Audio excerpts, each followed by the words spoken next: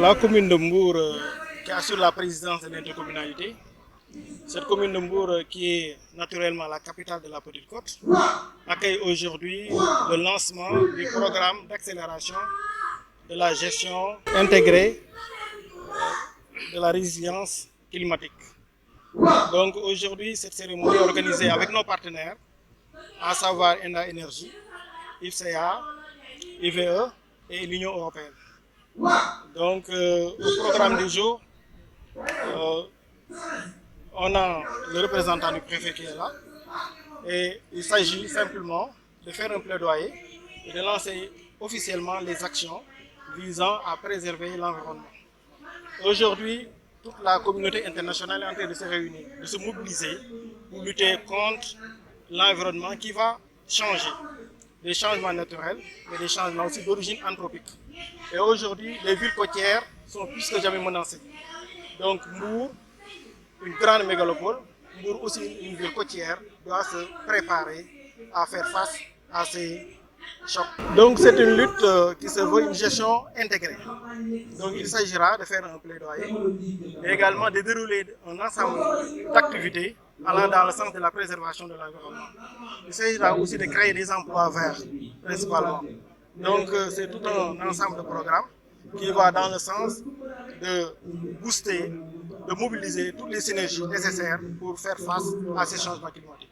Aujourd'hui à Mbour, nous avons déjà, c'est bien défini dans le programme 1-10-100, ISL Mbour, qui voudrait faire de Mbour une ville verte.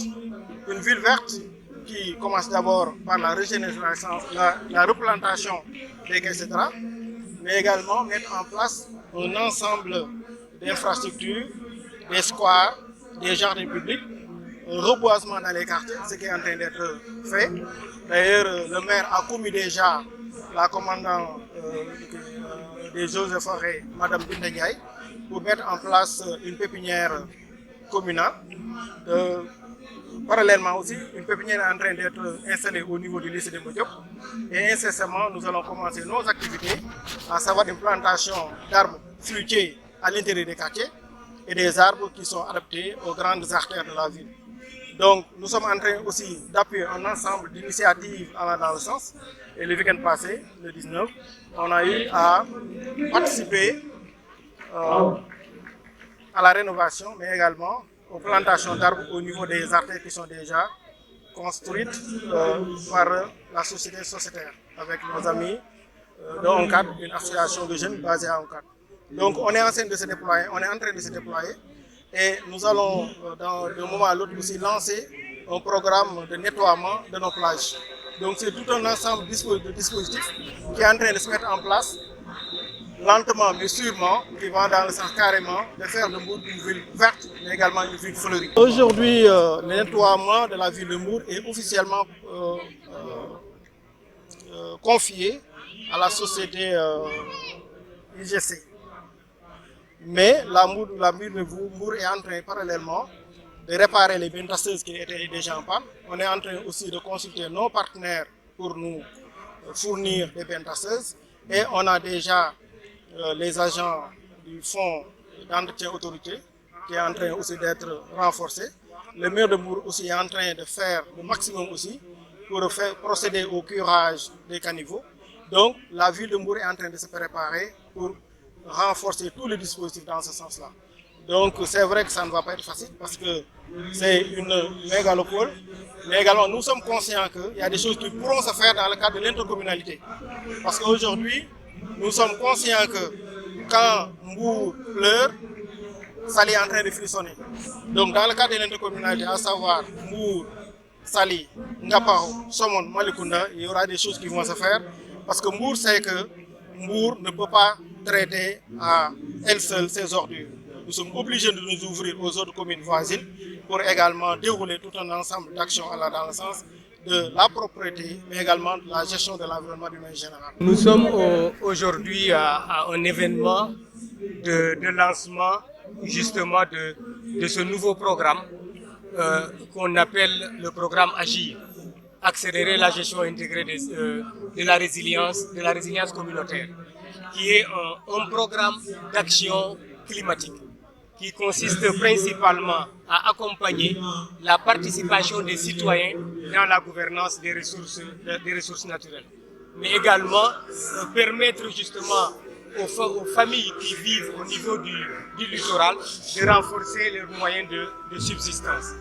Et un troisième aspect, c'est justement promouvoir les emplois verts en valorisant davantage les déchets pour permettre de donner un contenu économique aux déchets. On parle de déchets, mais on voudrait que ces déchets deviennent de l'or dur. Donc c'est dans ce sens-là que ce programme-là a été initié et qui couvre 11 communes.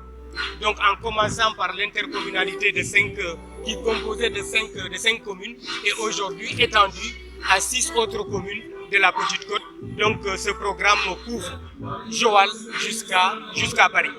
Et l'intérêt de ce programme, c'est à plusieurs niveaux. C'est au niveau de la création d'emplois, comme on l'a dit, à travers la chaîne de valeur des déchets, mais également les différents corps de métiers qu'on considère que les gens peuvent gagner des revenus sans trop impacter l'environnement. Donc c'est dans ce sens-là que ce programme-là a été lancé et porté par un consortium d'organisations de la société civile piloté par ENDA et en partenariat avec JVE et aussi IPSIA, qui est une organisation de la société civile italienne.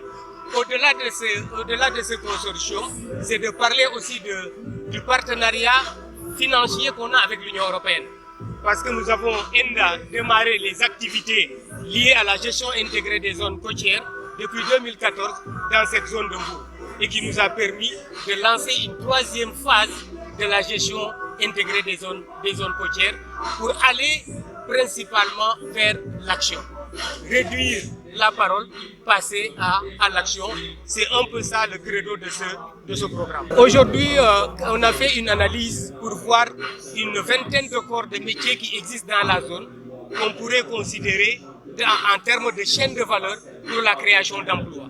Dans un premier temps, l'objectif visé, c'est de créer au moins 100 emplois verts dans la zone à travers une multitude d'entreprises sociales que nous allons accompagner en incubation.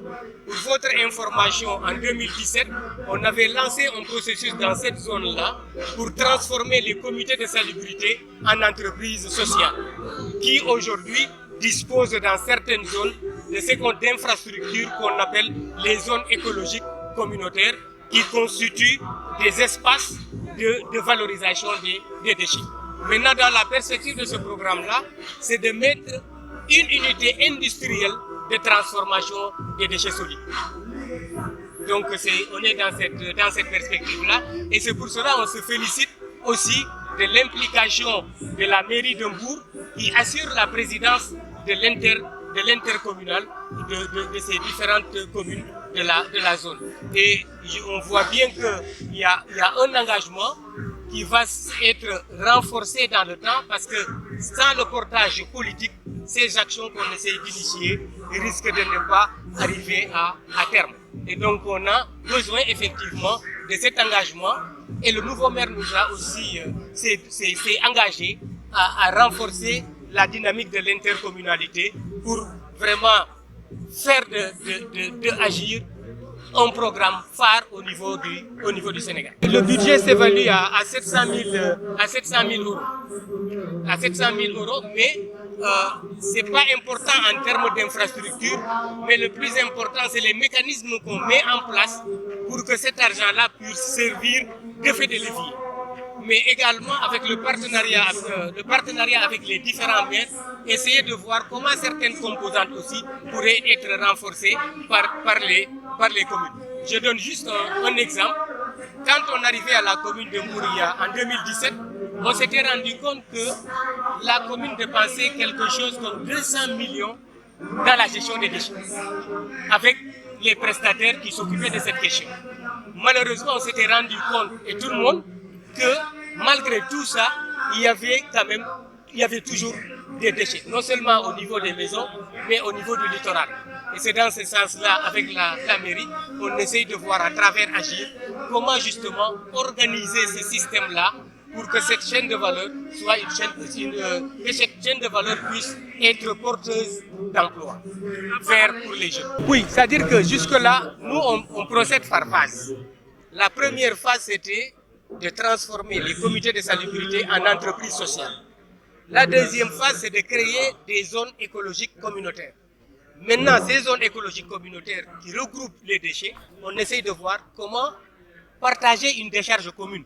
Et cette décharge, il y a une délibération de Malicounda pour cette décharge-là, là où on va mettre l'unité de valorisation des déchets, pour faire du compost, pour faire aussi d'autres objets utilitaires, y compris aussi la problématique de l'énergie. Comment produire de l'énergie à partir des déchets solides.